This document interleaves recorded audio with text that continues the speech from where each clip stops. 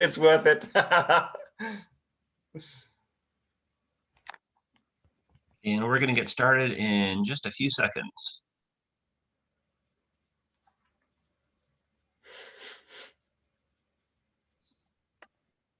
Oh, Diane's saying, how do we see the link?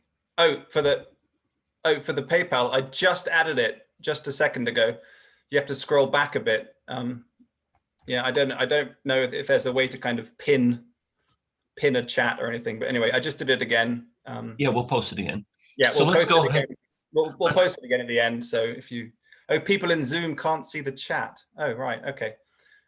Well, it's okay. It's okay. I can get around that. So let's go ahead and get started. So welcome. Sure. Thanks for joining us. This is the Treasures of Tutankhamun live stream history program. We'll go through just a few introductory items and then we'll turn things over to our host, Edward. So we always welcome people to introduce themselves. So in the Zoom chat or the Q&A, feel free to tell us your first name, where you're connecting from. Any of you ever been to Egypt or seen the Treasures of Tutankhamun? Now, if you're watching on Zoom, you can type that in the chat or the Q&A. If you're watching on Facebook, you can type that in the comments. And then if you are watching on Zoom, just real quick, we don't have time to do a Zoom demonstration, but usually there's only two things that people want to know how to do. One is the sound. So Edward and I are speaking in our normal voices and the sound seems to be working fine. If you do want to raise or lower the sound on your session, you can check the settings locally on your own device. Everyone will be in listen only mode or muted, except Edward and myself. So if you start cheering, no one will be able to hear you. You'll have to do it digitally. Or booing, yeah. Yeah, no one would ever boo. And then the screen display. So if you want the slides that we're going to be showing to take up the full screen, and if you're in Zoom, you can look for something called view or view options. It's usually up at the top of your screen, and you can check off the side-by-side mode throughout our program. If you have any questions or comments, feel free to let us know. You can type that again in the chat or the Q&A in Zoom or in the comments section on Facebook. We'll let Edward get through his presentation and then we'll answer the questions at the end, because oftentimes people ask questions and he ends up talking about that 5 minutes later. And then Edward's going to put he already did it on Zoom, he'll do it again, and then we'll also put in the Facebook his PayPal account if you want to make a tip or a contribution to this program. That would be greatly appreciated. Edward is a professional tour guide and based in London. He's just not some guy that read Wikipedia entry King Tut. So we're getting expertise here, and so we want to award Edward for that. Those of you not familiar with us, we're Washington, D.C. History and Culture. We're a nonprofit community organization. And back before COVID, we used to do all of these in-person programs in and around DC, but those have been on hold since March of last year. We'll start back up at some point in time. But even after we return to normal, so to speak, we'll continue doing these live stream programs. It's been really fascinating to connect with people from all over the world, like Edward and the people that are joining us from different countries. And we have a branch now in London, so really excited about that. And I'm personally looking forward to going on a trip. Edward and I were talking about, we both have a strong desire to visit Paris once COVID ends. So I think we're all looking forward to very romantic. Yeah, very romantic.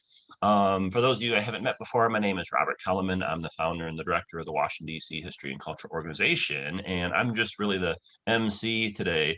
Our special guest is going to be Edward. He's the expert on many things. And I'm just really impressed with Edward. He's super friendly, very knowledgeable on a huge number of subjects. He's really personable, so I always enjoy. I sent him an email yesterday telling him I was really looking forward talk, because I know a little bit about this topic, but not all that much.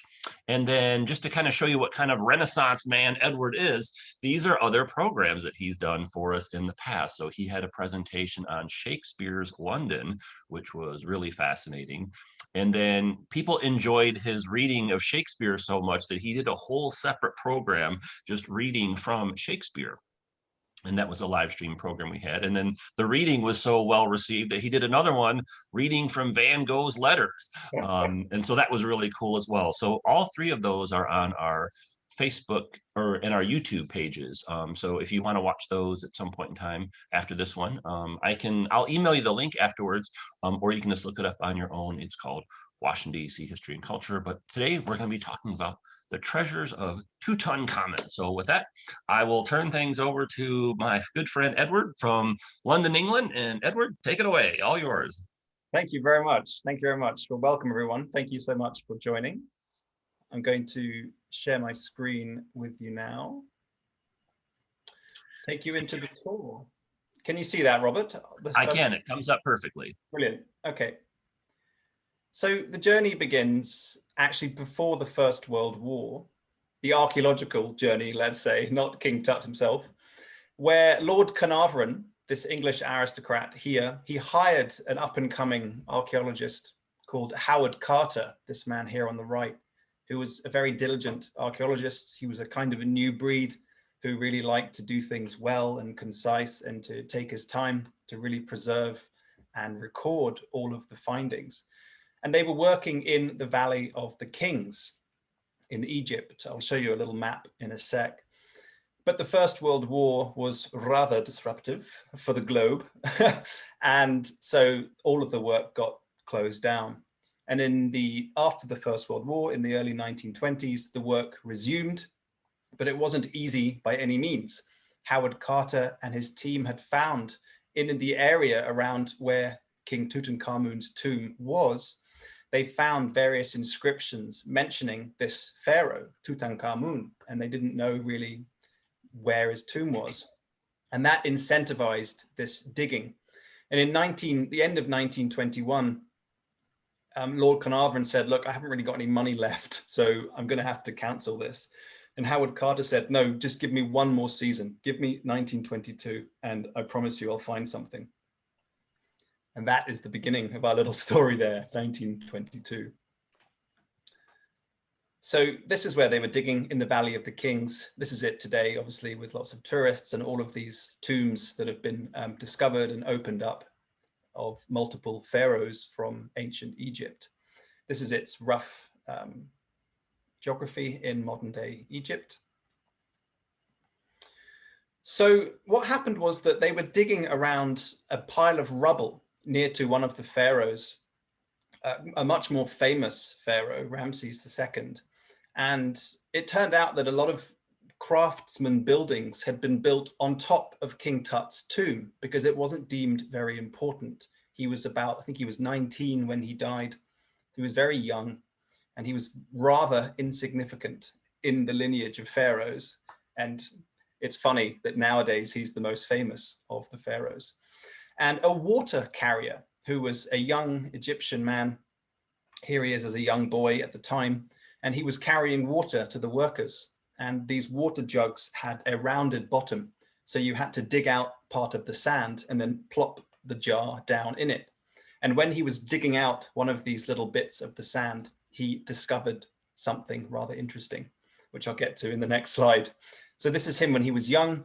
And then this is, I think this is his son showing the picture of him. And then this is his son showing the picture of him, showing the picture of his son. So there is a still existing lineage of people who actually discovered King Tutankhamun's tomb, which I find really a lovely, lovely little touch. What he discovered was just a step. This is what he uncovered, steps leading down into the sands. And this was very exciting. And Howard Carter and his team jumped on it. Huge excavation works took place and they continued going down and down and down and down and ended up in what they assumed to be a royal tomb. Sure enough, these are the steps leading down from the 1920s into this tomb. I've got a quote here from Howard Carter's diary, just to give you a sense of the surprise and wonder that he and his team felt. It was some time before one could see. The hot air escaping caused the candle to flicker. But as soon as one's eyes became accustomed to the glimmer of light, the interior of the chamber gradually loomed before one, with its strange and wonderful medley of extraordinary and beautiful objects heaped upon one another. Lord Carnarvon said to me, "Can you see anything?"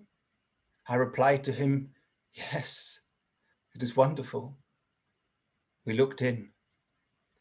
Our sensations and astonishment are difficult to describe as the light revealed to us the marvelous collection of treasures 2 strange ebony black effigies of a king, gold sandaled, bearing staff and mace, loomed out of the cloak of darkness. Gilded couches in strange forms, lion-headed and beast infernal, exquisitely painted, inlaid and ornamental caskets, a gold inlaid throne. Beneath our very eyes on the threshold, a lovely lotiform wishing cup in translucent alabaster. Stools of all shapes and design, of both common and rare materials. And lastly, a confusion of overturned parts of chariots glinting with gold. Our sensations were bewildering and full of strange emotion.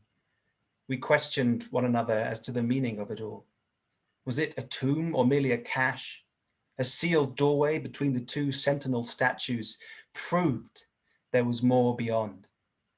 And with the numerous cartouches bearing the name of Tutankhamun on most of the objects before us, there was little doubt that there behind was the grave of that pharaoh. We'll come back to these images in a sec that I just showed in brief here. This is an outline of the tomb. It's very small compared to tombs of the other pharaohs.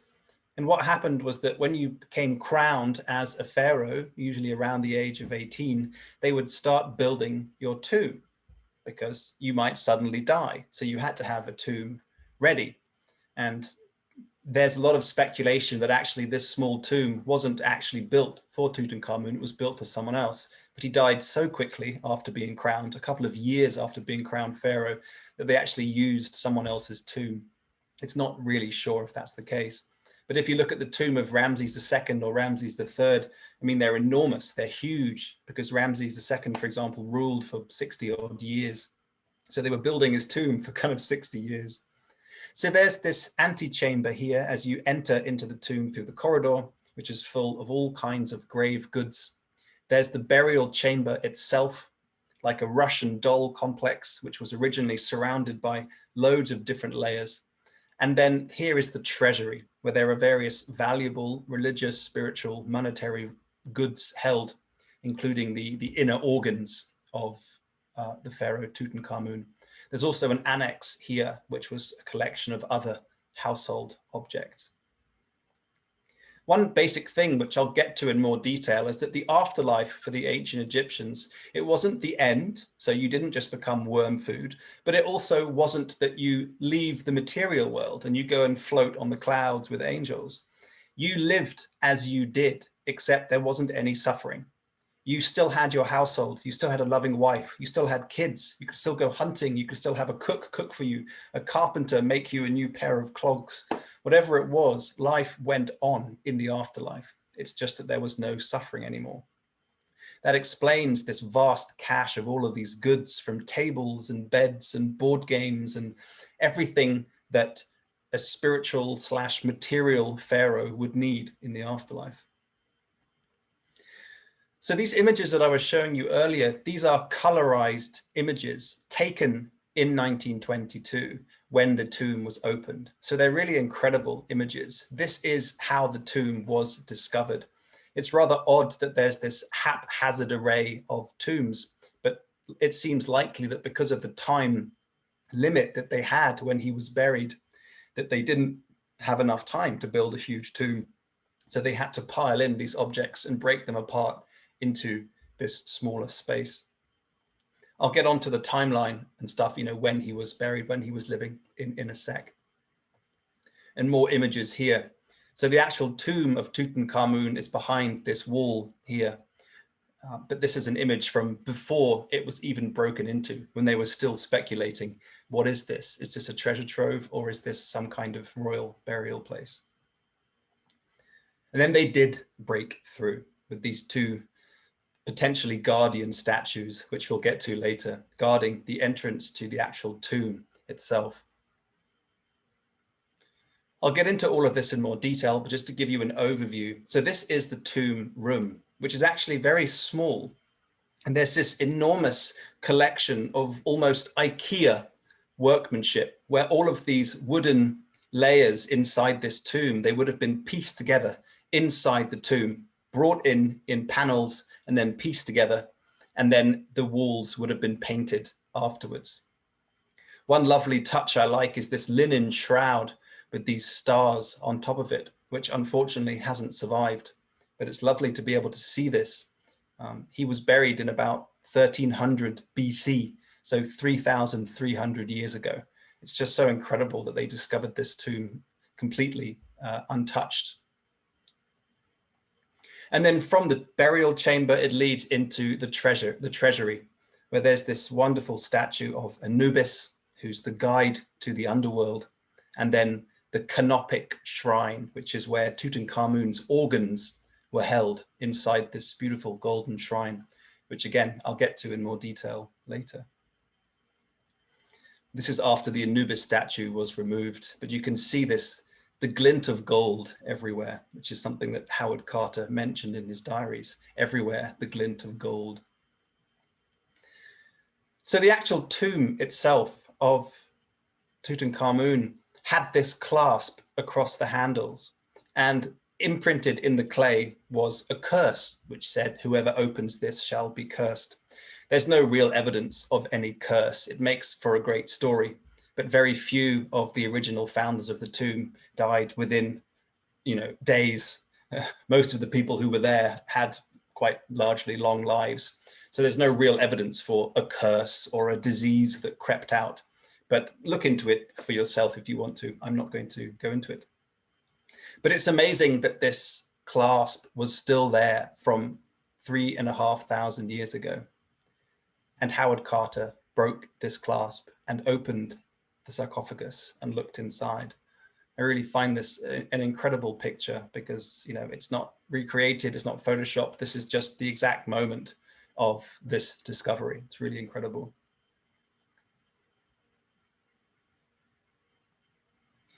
Before we get into the details of the burial and the sarcophagus, they found this bust of Tutankhamun, which is probably some kind of like a mannequin, so that you could dress him to know his form. But it seems that this face is a fairly, perhaps close-ish resemblance of the actual pharaoh himself. Again, 3,500 years ago, this young boy's face looking out at you from the depths of history. Okay, a brief timeline. Don't be confused by all of these things. I'm just focusing on this bit here. So this is the New Kingdom, and it's roughly around 1500 to 1000 BC. And King Tutankhamun, or Pharaoh Tutankhamun, lived around 1300 BC. And he was the last of the 18th dynasty. I'll touch on that a bit later as well. And you can see this name Akhenaten above Tut, which I will get to now. So his father was Pharaoh Akhenaten, who was a very strange character as far as we can tell, because he completely discarded the old pantheon, the old enormous variety of Egyptian gods, and he just focused on the Aten, the sun god. This was the all-seeing, all-life-giving power, the Aten. And actually, Tutankhamun's name when he was born was Tutankhaten. It got changed to Tutankhamun after he became pharaoh. Tutank is something it could mean in the image of. So in the image of Aten, or when he became later Amun, in the image of Amun, which was a more established Egyptian deity than just the Aten. This very strange style developed around Akhenaten with these elongated faces. They had very big heads, sort of big stomachs. It was a very weird style, and he actually moved the capital away from Thebes, which is where the Valley of the Kings is, to a place called Amarna. It's a very fascinating area of history if you want to look into it, the Amarna period. Another statue of him here with these sort of luscious cheekbones and lips. He was married initially to Nefertiti, the famous Nefertiti, this beautiful, beautiful female queen, this famous bust of hers. His second wife was then the mother of Tutankhamun. Here is a stone stele from Amarna showing Akhenaten here. and his wife Nefertiti, with these large heads and their stomachs coming out and these weird alien-like bodies, worshipping the sun, just the sun, not all of the other Egyptian gods. So it was a real change up. When Tutankhamun came to power at a very young age, he then, with his advisors, I imagine, reversed this whole thing and brought it back into the pantheon, these many Egyptian gods, into the established old order. And it never really reverted back to monotheism before Christianity and Islam. So this is a rough diagram of the inner sanctum of the tomb. This is the actual burial chamber. It's the only painted chamber. You can see the paintings on the outside, which I'll get to later. So yeah, they set up this whole layer. You have 1, 2, 3, 4 different outer layers. Then you have the sarcophagus made of quartzite. And then you have inside that, you have 3 different coffins. So this whole thing is nested. There's this enormous kind of nest of sacred imagery, sacred rites, meanings, symbolisms, protection of the body. So this was a core Egyptian belief that the body cannot be ruined. So you don't burn the body. The body is essential. The body carries the soul into the afterlife. So that's why the bodies are mummified, because it preserves the body so that it can last and go on into the afterlife.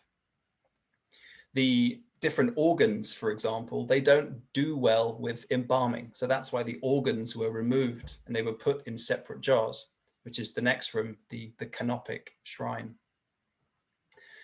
Here's this image again of the burial chamber. So something about the wall paintings before we look at the burial space, which today, when you go in there, it just has this stone sarcophagus with the inner sarcophagus inside. But these wall paintings, so these were done after the tomb was constructed, after the sarcophagus was constructed. And a bit about the symbolism, just so that you know a bit what's going on. So one of the core themes was the leaving of the soul to the afterlife in a boat. So you get images of boats often in Egyptian, death rites. And there's this scarab beetle here. So scarab beetles were a very important symbol in Egyptian mythology and religion. They were images of eternity and reincarnation. Scarab beetles, they're the earliest things that people would have seen scuttling around outside. They arise very early. So the Egyptians associated them with Aten, with the power of the sun, or Ra, who was another solar deity. And so they seem to be getting food from this solar power. And they lay their eggs in dead bodies, they lay their eggs in feces, and out of this comes their children. And so they were seen as these immortal beings, or a symbol for immortality. So it's quite interesting that a beetle, a lowly insect, gets this pride of place. And then there are 12 monkeys here. So this is a royal right. This was reserved only for the highest class of the Egyptian aristocracy, where the better knowledge you have about the Book of the Dead, which was a kind of Google Maps about how to navigate in the afterlife, for the pharaohs, there was this very important rite, which was about navigating in the afterlife and to go through the 12 hours of the night, which is represented by these 12 monkeys. And each of them has their name. And in order to get through all of these labors, if you like, or these tests, you had to pronounce the names correctly. So they're all written on the inside of the tomb. It's not clear if the everyday Egyptian had access to this afterlife. It's really not sure, but certainly in the grand tombs that we have, there's an enormous array of ways in which people try to assure their place in eternity through making sure they get the correct rites in place. And on the other side of the wall, you have various images of King Tutankhamun. Here on the right, he's going through the ceremony of the opening of the mouth with his successor, a guy called Ai, who became pharaoh after him. And he's got this special instrument which was put into the pharaoh's mouth after they die to allow them to speak, to communicate, and also to eat and to drink in the afterlife. So again, the importance of the physical body in the afterlife. And over here, you have Tutankhamun. This is his cartouche with the scarab and this ball above it. You can see it here and here, being escorted by his ka, which is the essence of his soul. And he's embracing Osiris. And you can still see that Osiris has a green face. So Osiris is colored green. He was a god of both fertility, perhaps that's why he's green, but also he was the god of the underworld. In ancient Egyptian mythology, he was killed by his brother, and his wife Isis, she had magical powers, and she collected the different parts of his body from around the world, brought them together, and gave him life again. But he could only have life in the underworld. This is part of the mythology behind mummification as well, in the same way that Isis brought Osiris back together and gave him life, that the mummy is wrapped up in this way and will then have life in the afterlife too. So Osiris is a very important death god, if you like, in the Egyptian world. One quick thing, there's often, with the Hollywood films, there's this association with something quite dark and foreboding about the afterlife in ancient Egyptian worlds, that it's somehow menacing. You know, you get this dog-headed god in the mummy films that wants to kill you, and the Scarab Beetles will eat you. But actually, a lot of the evidence shows that it's actually very benign. As long as you're not a bad person, as long as you do the right things, you know, it's kind of very Christian or very essentially religious in its teachings. Be a good person and you will have a lovely eternal life afterwards. There's no real, unless you're a bad person or do things wrong, you get punished. But apart from that, it actually seems to be a very benign, beautiful afterlife, one of the best. You just go on with the life that you have and that you love. And you just keep going forever and ever and ever, which might seem to some people actually kind of bad if you don't like your life situation. But anyway, that's another topic. So this is the kind of Russian doll complex of these sarcophagus structures. You've got 1, 2, 3, 4 different layers of wood with gold plating on the outside, leading down into this sarcophagus, all piled in to one another. So this is the outermost tomb, and it's got, layer of the burial chamber. And it's got these two symbols here, these two Ankh symbols, this symbol of life, and these pillars. So these are symbols of Isis and Osiris. So these two very important underworld deities which give life to the dead. And you'll see these, the pillars and also this Ankh, you'll see these quite often in Egyptian, the afterlife symbology. And this lovely blue material is faience, which is a kind of polished ceramic, but it gives a very lovely feel of this depth or a kind of otherworldly feel. And gold was very important. The Egyptians thought that gold was the skin of the gods. This was the very flesh of the gods. We'll see later little finger and toe caps, which Tutankhamun has on, which relate to the skin of the gods. A lot of the hieroglyphics, they mention various texts from the Book of the Dead, which is this guide how to get to eternal life after you die. But there are also references to King Tutankhamun's life and also to his wife, just to give you a sense of its scale compared to humans.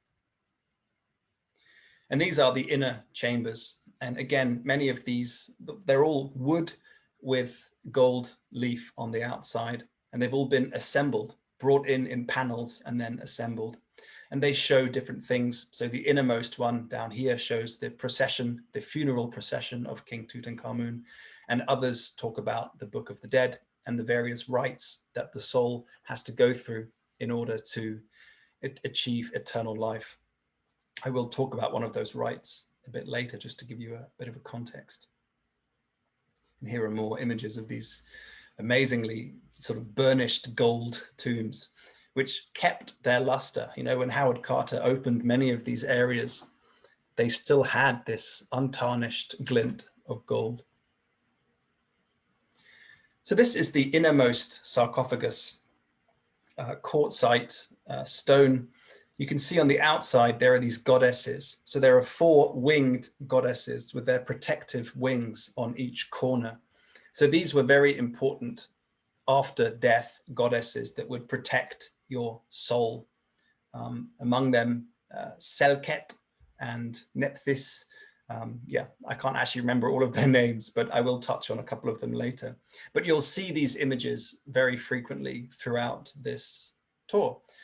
Winged goddesses on the corners of these ornaments. Again, you can see down here the pillar and the ankh of Isis and Osiris.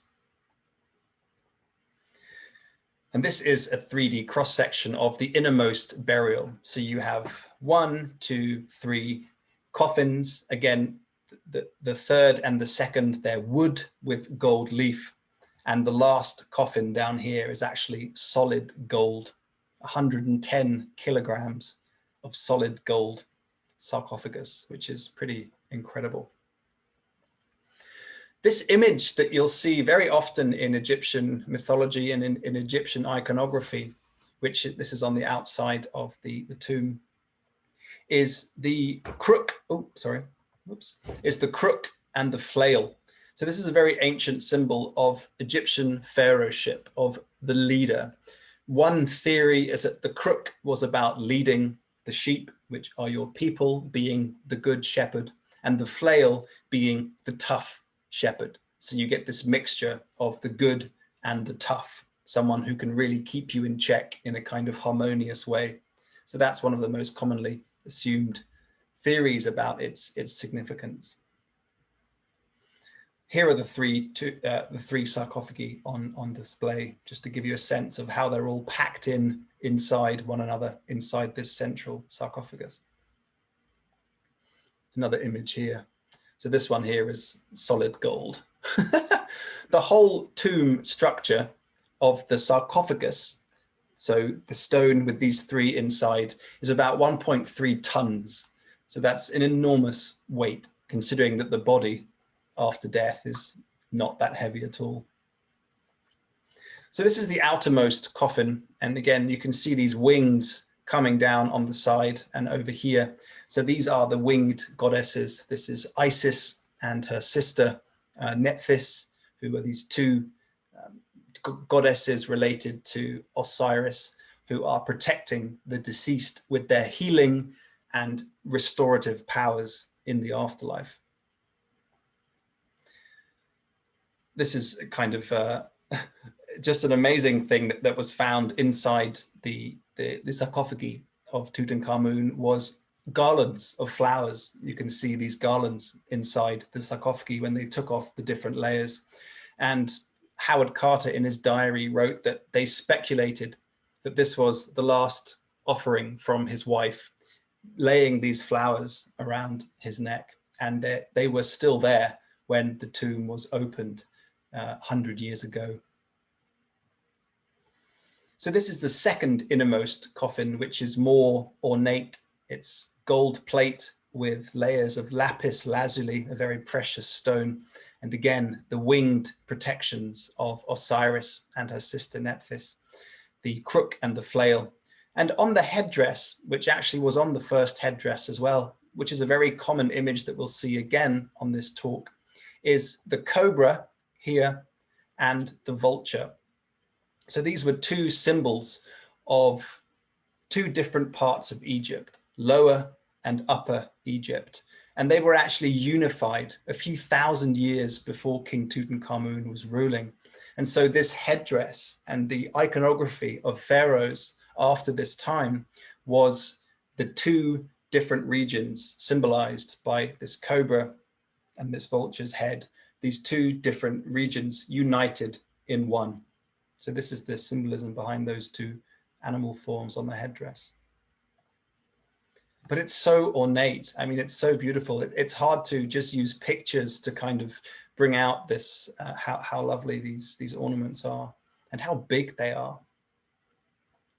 So this is Howard Carter and an assistant removing the second sarcophagus and getting into the inner layer with this solid gold chunk.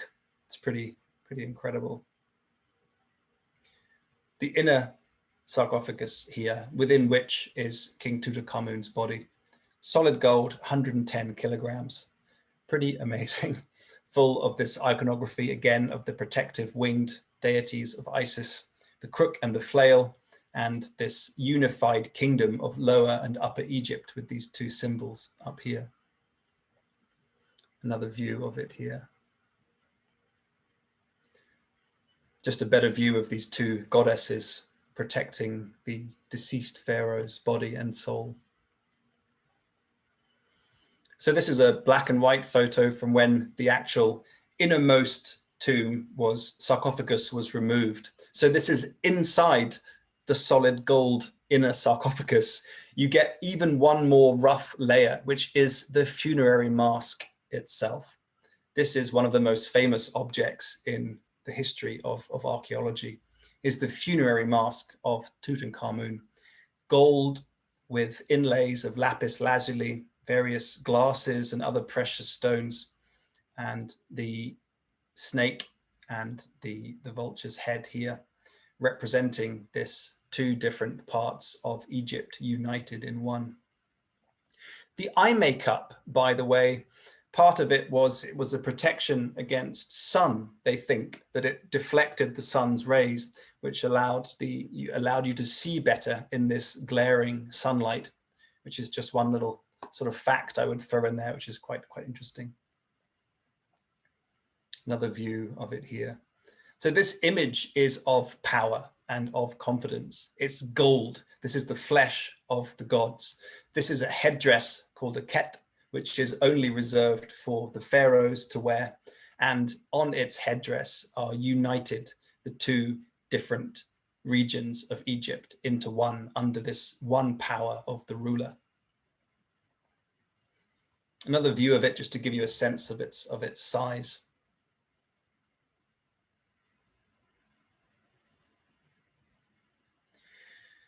So this is actually a recreation of the body. I will show you the mummy itself in a sec, but just to give you a sense of how it was found with these decorations on it.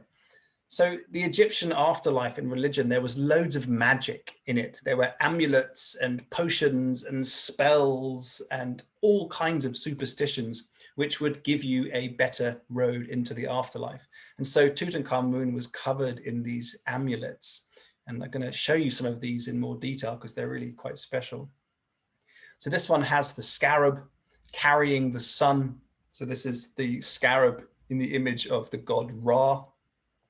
But it's this image of eternity, of immortality, of never-ending life, which is the key tenet of the Egyptian afterlife. This is an image of the falcon, so the god Horus, who was, one eye was the sun and one eye was the moon. You can see the sun and the moon here, and that his power was uniting the sky and the heavens.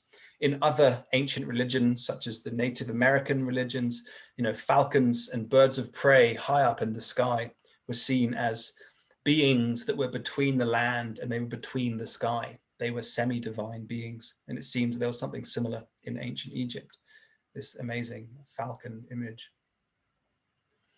And this one is very fascinating.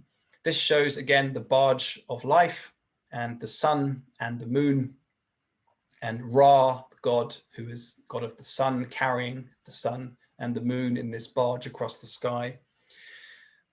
But it's got this strange yellowy color. And they did research at the time in the 1930s and thought it was just a kind of gemstone. And then it came out that it was a substance called desert glass. But no one knows still today really where desert glass comes from. One theory is that it's from a meteor strike. Only, it seems, an actual meteor smashing into the desert in North Africa would have allowed that kind of heat to create these segments of, liquefied sand. There's not really another theory that suggests how this stone came to be in the deserts of Libya and Northern Africa.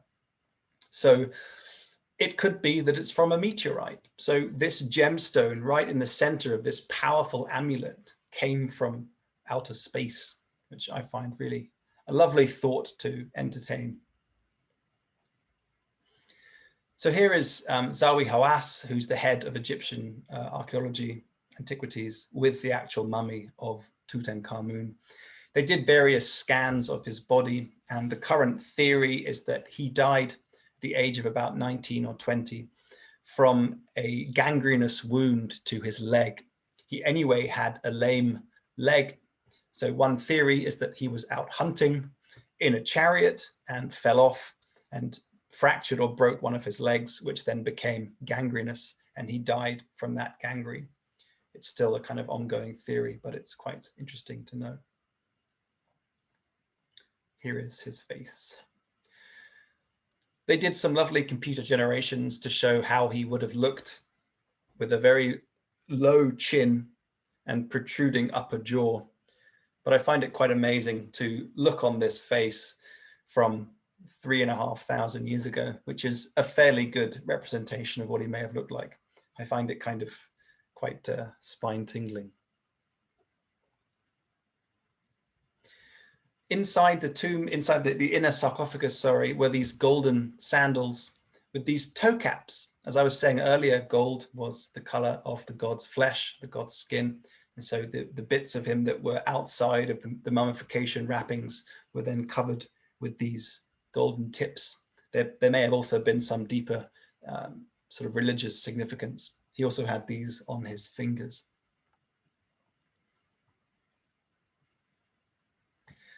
So moving on from this inner tomb into the treasury.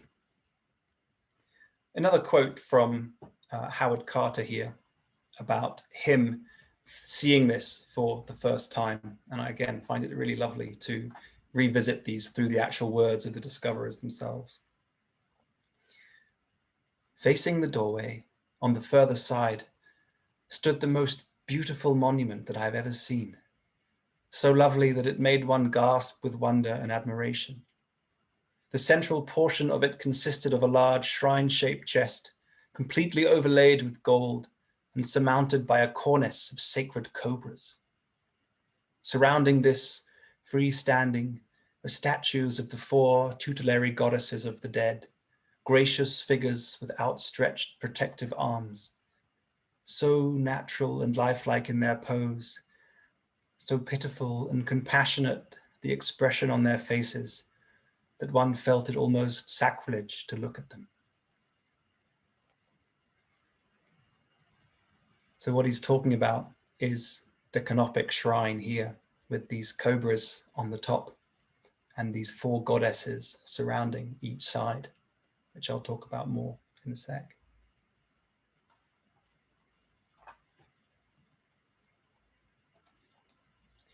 So this is when it was first discovered, the statue of Anubis here wrapped in a shroud.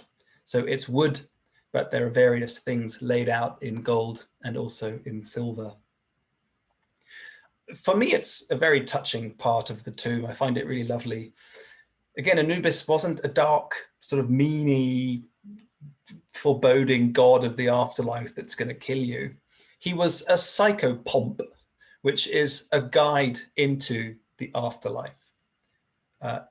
Dante had it with Virgil, for example, where Virgil was his guide into hell. And Anubis was the ancient Egyptian guide into the afterlife. He would take the hand of your soul and lead you into the afterlife.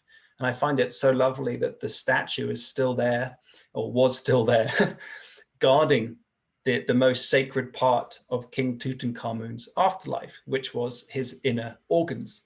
Without those, his body could not go on. It's a really beautiful statue here with this gold ears, gold necklace, if you like, and these silver claws staring out with this kind of canine calmness out into the abyss of time. So this is Anubis. This is just from a papyrus from ancient Egypt, guiding the soul of the dead to the afterlife. And what would happen is that you would pass through various different tests So this is where the Book of the Dead came in, how to get through those tests. And then you would get to the weighing of the heart. This is the heart in the left side of the balance, and a feather here. And the test was your heart, so the goodness of your being, would be balanced against a feather. And if the heart were heavier than the feather, then you would be eaten. Your soul would be eaten by this monster here. All of the worst things that Egyptians could imagine: a crocodile, a lion, and a hippo, all in one animal. Your soul being eaten was the worst thing imaginable, because that would be the end. That would be darkness. This is, of course, a very good drive to be good in your daily life, and is potentially one of the things that cemented the Egyptian power for so many thousands of years, was potentially this sense of being good in this life, because otherwise you would have no afterlife. So that this belief in the afterlife was incredibly, incredibly strong. After you would go through this test, if your heart was pure, you would go to the field of reeds, which was this paradise. And it's interesting to see some of these old temple designs, like at Karnak, just across the Nile River from the Valley of the Kings, where you get these enormous columns with reed patterns coming out the top.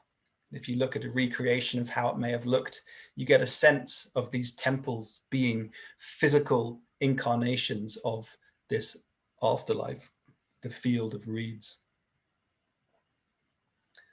Another image of Anubis staring out at you. So this is a recreation of the Canopic Shrine, just to give you a sense of it in its grandeur. But still today, it's still pretty spectacular. Some of the gold has flaked off. So on the top are these cobras with the sun disk above them. So part of this connection between Lower and Upper Egypt that I was talking about with the cobra and the vulture was that they were actually kind of cult religions worshipped in these two areas that became very prominent. And the Lower Egypt was the cobra with the sun disk above its head. And this then became a symbol for kingship, for divine authority. So the pharaohs, just like many kings and queens across the world for thousands of years, believed that their power was coming directly from the gods or the god, and that they were the one who answered that call, no one else. This was the same with the pharaohs. So this symbol, the cobra with the sun disk, is this symbol of divine power and divine kingly authority. And these four goddesses on each side. And as Howard Carter said, so carefully looking after the shrine, you could barely look at it. And this is Selket here, one of the protective goddesses, who has a scorpion on her head. Another view of it here, detached from the shrine. And then opening the shrine, you come to the Canopic Jars, which I'll get to in a sec. But on the outside of the shrine, all of these images are various different moments from Tutankhamun's life, and also writings from the Book of the Dead, this guide to the afterlife. So one such image is Tutankhamun. Again, you can see his scarab and the sun disk here, his cartouche with his wife. His wife is delicately rubbing special religious ointments into his skin. So it's an image of a king in all of his power with a devoted, loving wife. So inside the Canopic Shrine is this set of Canopic jars. They're carved out of a single block of alabaster. The whole thing is just carved out of one block. These weren't added in later. It's all carved out of one thing, which is really quite amazing. And again, you can see these goddesses who are embracing the different corners. It's again, these four goddesses protecting the soul of the deceased. These hieroglyphs actually say that these four goddesses, they are protecting the gods who are protecting the organs inside these canopic jars. So it's a little layered there. I find these so lovely, these very delicate, almost sort of luminous stones, 3,500 years old. It's so incredible. So when you lift up these heads, inside you get the Canopic Jars themselves. The Canopic Jars are 4 different gods. They are the sons of Horus, who is connected with the afterlife, and they each have a different organ to look after, whether it's the lungs, the intestines, the stomach. They're very carefully looking after these organs. So King Tut's organs were actually put inside these jars. Even these, I mean, they're only a few sort of 6 to 10 inches high, but they are gorgeous. They're so carefully inlaid with these beautiful gems and gold. I mean, the whole thing is so lavish. It's really beautiful. Also found in the treasury were 2 tiny little sarcophagi, 2 tiny little mummies, because King Tutankhamun, very young, and his wife, very young, had 2 children, but they were stillborn, and they were mummified and buried inside King Tutankhamun's tomb with him. His 2 children, his lineage, and actually he's the last leader of the 18th dynasty. Such an amazing object also found in the treasury is this alabaster, again, this lovely stone, alabaster jar, which is symbolizing, again, the unification of Lower and Upper Egypt with these two different sides here. But it's such a beautiful ornament, probably used for something like perfume. So then we move into this area, so the antechamber, where there's just a huge collection of different goods. And this will be the last section of the talk. So again, these early colored photos from the 1920s showing this jumble of images. So I want to start with something that Howard Carter found. The first thing that he found going into King Tut's tomb was this alabaster cup on the floor, right in the entranceway. And it's really amazing that this is the first thing that he found, because it's not really that special. It's a drinking cup, a kind of ritual drinking cup, showing Tutankhamun arising out of the marshes like a lotus flower. But this inscription on the top is an inscription that Howard Carter put on his grave when he died. And it reads, "May your spirit live. May you spend millions of years, you who love Thebes, sitting with your face to the north wind, your eyes beholding happiness." And you can read this on Howard Carter's tomb. I just find it such a lovely link that it's the very first thing that he found. All of the rest of the gold and the fancy stones and the grandeur, and what touched him most was this little alabaster cup. And these 2 statues either side of the entranceway into the sarcophagus in the antechamber, they're really quite spectacular statues. They're life-size, sort of 6 foot tall, gold on wood. And people have often called them guardians, so they're guarding the tomb of Tutankhamun. They're even called that in most of the exhibitions you go to. But it's not really sure. They may just have been different aspects of the afterlife for King Tutankhamun. So there are many things in the tomb which talk about how he's going to live his life in the afterlife and support him in that. So these statues may just be different powers to give to this soul of the pharaoh. They may not simply be guardians, but because they're standing either side of the entranceway, it's quite easy to call them guardians. So yeah, they're really quite beautiful statues. Again, I mean, 3,500 years old. It's just so incredible. There's also quite a rare image of an animated character who's stepping forwards on this barge. So this is Tutankhamun, and he is going hunting. He's going hunting in the marshes because he's on a boat. But it's very rare that you get something this animated in Egyptian funerary art, which is really quite quite lovely. It's a very graceful figure. I love how this sandal is bent with his foot like this. It's wood with a gold leaf. It's really lovely. And just to show again the unification of Lower and Upper Egypt, they had two different crowns for Lower and Upper Egypt. And in a lot of iconography, you see them joined into one crown, which represents this unification of these two different areas of Egypt. And then one of the most ornate chests which were found, there were many chests found, you can see all these different chests here, is this one down here. And it shows a hunting scene, King Tut hunting in a chariot down here. So as a lame young man, it doesn't seem that he would have had very much time at all. Sorry, not hunting, this is going into battle with men. It seems highly unlikely that King Tut would have actually gone into battle being lame and being that young. So this is probably a very fanciful chest, but it's just so beautifully wrought and beautifully designed. Really, really amazing. Considering that in the Greek world, for example, as far as we know, images like this start to arrive in the 600s and 500s BC on pottery. You know, to have this 1,000 years earlier is really, really incredible.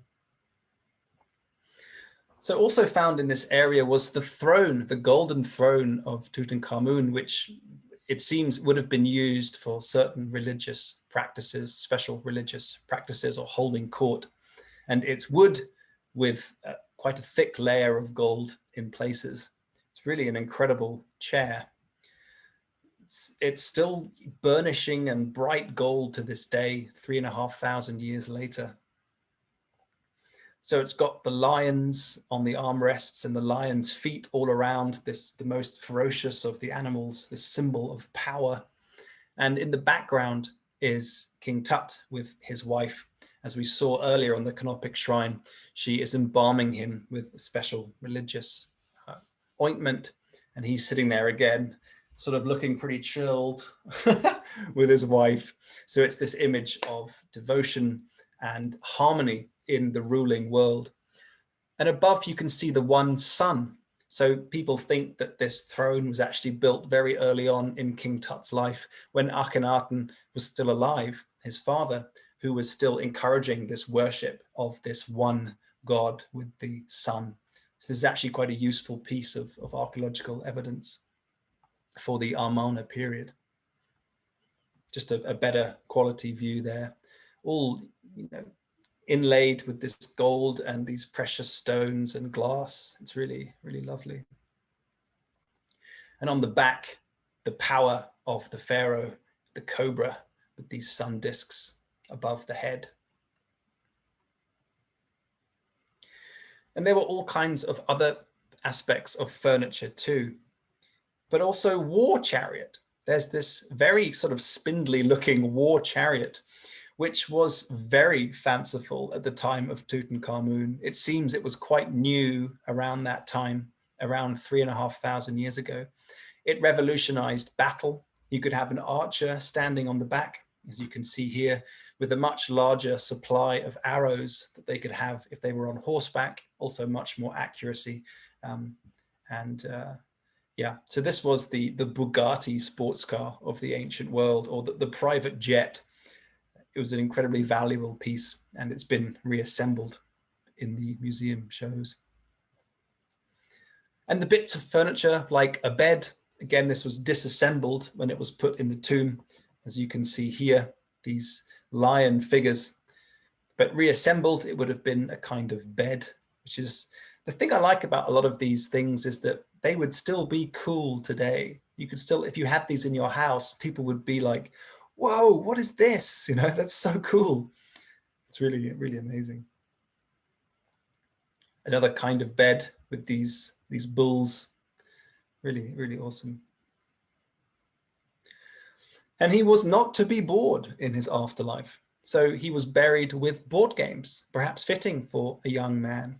He was buried with different kinds of games that are potentially similar to a kind of chess, a kind of play between two different sides, mimicking a kind of battle.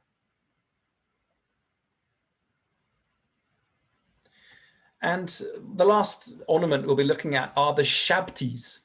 So Shabti can mean something like a server or someone that you call upon. So originally in the ancient Egyptian world, in the older kingdoms, the Shabtis were one image that was put into the tomb, which would be the reanimating force of the body.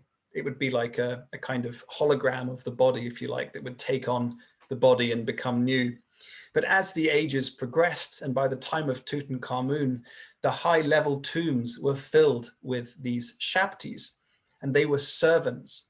There were servants for everything. So in the afterlife, if you wanted to go and farm, if you wanted to go hunting, if you wanted to cook, you could.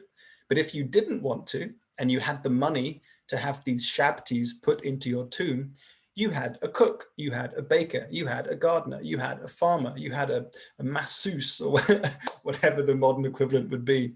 And so he was buried with hundreds of these Shabtis to fulfill all kinds of needs, every single need that this pharaoh would need in the afterlife. So he's buried in this quite a small space with a whole household of staff. This is just a close-up of one of these Shabtis, again, very delicately crafted. So I wanted to end with the finder of King Tut's tomb, which was this young boy. And he got the honor of wearing a necklace that was on King Tut's in his burial chamber, which is this amazing necklace, if you like, I guess, with these scarab beetles on it, symbols of eternity and immortality.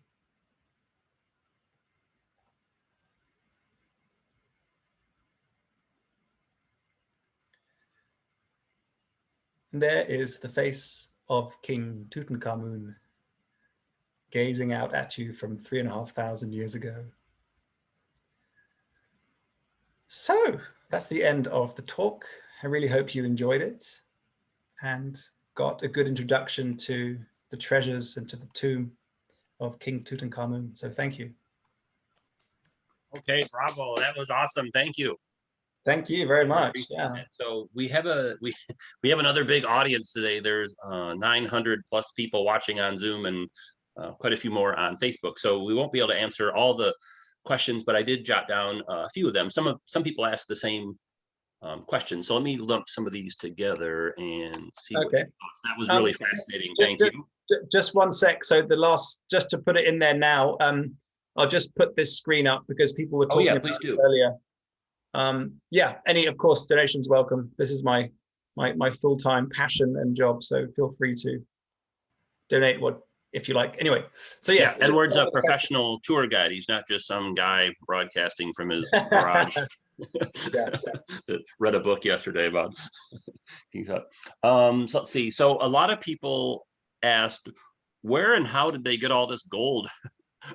Gold was very prevalent in Egypt at that time. In fact, silver was more valuable than gold. Iron was more valuable than gold.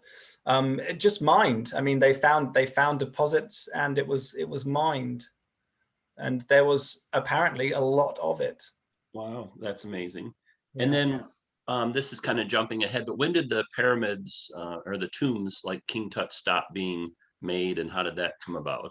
At some point in time, they stopped doing this process? Yeah, I mean, part of it was different nations took over. I mean, Cleopatra was one of the last pharaohs, if you like, even though she was actually Greek about 2,000 years ago. But the Roman influence, for example, you had the Greek influence under Alexander the Great about 300 BC, different kinds of burial practices just took over, and it became the norm. Beliefs changed, cultures changed, the powers that dominated their culture changed. Yeah. Okay.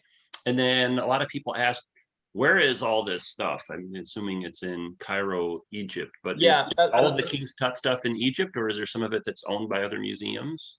I'm pretty sure most of it is in Egypt. There are two main museums in Cairo. The main one is the National Museum, I think it's called, or the Grand Museum. Sorry, I can't remember the exact name. most of these things, when I checked them out, and I didn't check them all exactly where each one was, are in the National Museum in Cairo. Yeah, I don't know if there are certain objects that are in other places in the world, but okay, no problem. And then what about, so the guy that the boy that discovered the tomb, that was really fascinating. What ended up happening to him? Like, did he, other than the necklace, did he was able to retire, or he just kept on working? No, I Are there statues up to him to honor him? Or? No. I mean, he discovered the top step. You know, he didn't spend years of his life sort of researching it and then developing it and furthering it. But you know, that's not to take away from his discovery, but he wasn't, as far as I'm aware, he wasn't kind of monetarily compensated for life. Okay, he wasn't able to retire, and not as far as I'm aware. I mean, this was a very different era, for the rest of his life. Oh, okay. Oh, terrific. Yeah. Do you want to keep going with your choice of questions, or shall I answer some? Yeah, go ahead. We can go back and forth. Okay, I'm not sure of his estimated height. I'm sorry. I remember reading something around 5'6" to 5'8", but I think it's something like that. I mean, he wasn't famously tall or famously short, as far as I'm aware, but he would have walked with a cane. They actually found canes in the tomb. Yeah. And then you mentioned that before, a lot of people in the comments had talked about they had seen the exhibit, but it's not currently traveling, and there aren't any plans for that to be. No, certainly not now. I mean, it was the most recent one was at the Saatchi Gallery in London, but it was cancelled last year. And what I read was that they're not planning anything at all soon, but I don't know how things will change. Deirdre asks, how long did it take to make all the items and coffins? That's a very good question. I don't know. I really don't know. Yeah, I really don't know. I mean, I really don't know. Sorry. I mean, the process of mummification, for example, I think it was about 80 or 90 days for the mummy to be properly processed. So if the pharaoh dies and they haven't built all of those things, then they have that amount of time to produce perhaps quite a large quantity of those things. But again, sorry, I don't know for sure.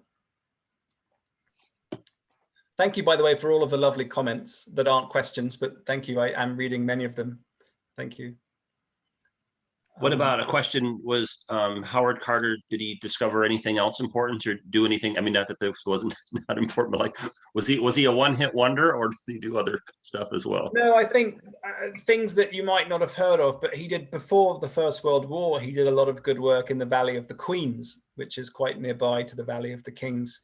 But that's not something that gets passed down in sort of fame. I mean, he didn't stumble across an untouched tomb because, well, King Tutankhamun is the only untouched, largely, tomb from that period, that area.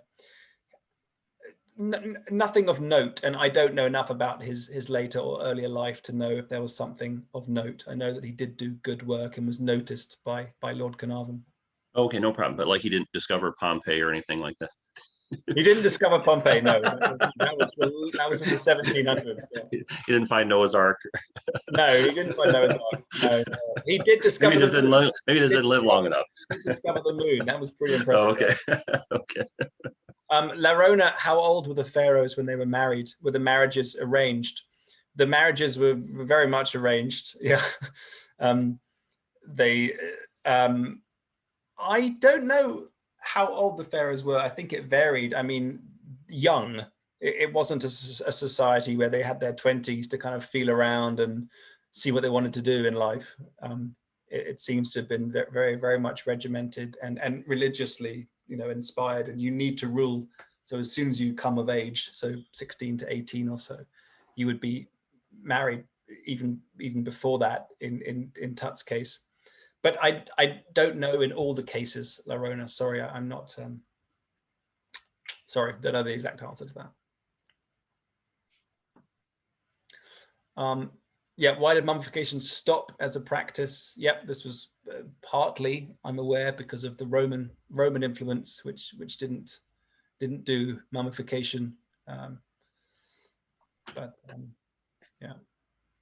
Here's a question from Candace. You kind of talked about this earlier. Is King Tut only famous because his tomb was discovered, not for anything that he actually accomplished during his reign? Yeah, yeah. He very few things are known about his rule. We know that he turned back from Aten, this one sun god, to give money and support out to different priests who had been shut down by his father. There was a couple of military, whatever the word is, pursuits. But yeah, his tomb made him famous. He would have come down as a side note in history, if not for the riches in his tomb. But the tomb is so small. Can you imagine what kind of riches were laid out in the tombs that were, 10 times as big? I mean, it's really, really amazing. And then can you tell us more about the next program you're doing on Dionysus? Yes. So Wednesday next week, I think it's the 7th, April the 7th and April the 10th. If you leave your email, then I can send you the email about that. It's about Dionysus, so the history of this wine god from ancient Greece, Dionysus, also called Bacchus, who was the spirit of ecstasy and liberation, also fertility. And he's a kind of fascinating deity from the past who has some interesting knock-ons into the current world. Yeah, so it'll be about his history, the culture of his worship, his significance, all that kinds of stuff, in a very similar format to today. But in my other tours, people join before and I see you and I can kind of talk to you, and at the end we have a chat and we actually can see each other. So that's a little more intimate setting. Yeah, sure. Yeah, so we have to turn people's cameras off and leave the comments off because we get Zoom bombed, or people try and Zoom bomb us on a regular basis. So that's why we can't see your comments that you're typing, but Edward and I can see them. It's just the other people can't see them. Yeah. Any other questions that we didn't see there, Robert? Easy listening, thank you. How was it that this tomb was not robbed by others? Well, the tomb was broken into, but they didn't get in very far. Perhaps that's why Howard Carter found this scattered cup right in the entrance on the floor. That room wasn't full of that valuable things, really. It's just, well, later on in history, it was covered over by successors of Tutankhamun, who built workmen's houses over the entrance to the tomb because it was so insignificant. So it was literally buried by sort of administrative craftsman buildings quite quickly after Tutankhamun died, within a few decades and centuries. So yeah, and also he was very insignificant. He was a very young ruler. People would have known that a young ruler is not going to have a whole lifetime of power and accumulative wealth in his tomb. So perhaps that's also an aspect to it.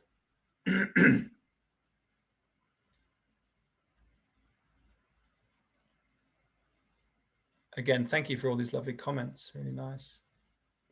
The religious significance of the braiding of the beards. Wow, great question, Lorona. I don't know about the braiding. I mean, I know that this image of kind of masculinity was quite a powerful image of the beard. I don't know the meaning behind its braiding, but that's a very good question. Thanks for asking it. Sorry, I can't answer it.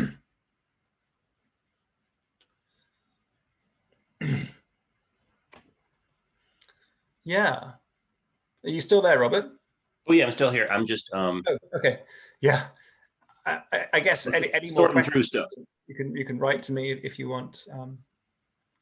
Amaze balls, as they say. Yeah, brilliant. Thanks, Mike.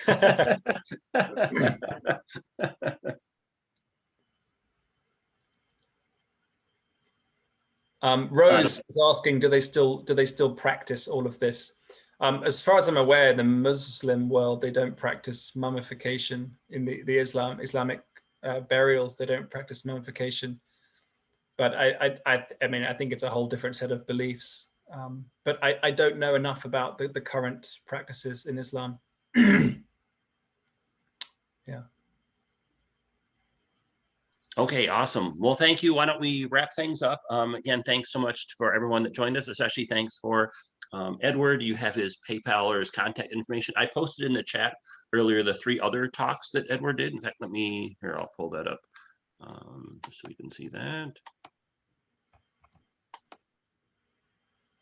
If I can get this. Oh, Hold on. Oh.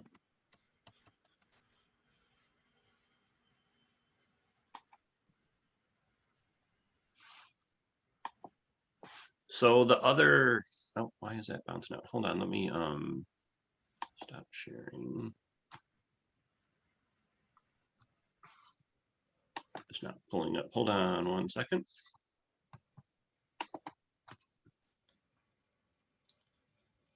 yeah, Leslie's saying that the beards were usually artificial, evidence of high social positioning, essentially royalty. Thanks for that, Leslie. Yeah. So the other programs that Edward did that are on our YouTube page are Shakespeare's London, again, similar format, and then readings from Shakespeare, and then readings from Van Gogh's letters. So you can check those out on our YouTube page. And then we're not sure what we're going to do next, but it'll be something in the near future, probably maybe in the next few weeks. I'm personally taking next weekend off for Easter. So we'll be reconvening in a couple weeks. So again, thanks so much. Yeah, just if you want to leave your email in the chat, then I can send you the link for the Dionysus tour. But a lot of the information should be in Robert's emails to you, I think, right? Yeah, and it's also in the event description. If you signed up for this on Meetup or Eventbrite, it's in the event description. So you just have to go back to that as well. But I'll also email it as well. Right. Brilliant. Okay, awesome. Well, thanks everyone for joining us. Special thanks to Edward, and everyone have a great rest of your Sunday and the rest of your weekend. And we'll talk to you all soon. Thanks very much. Thanks, guys. Thank you.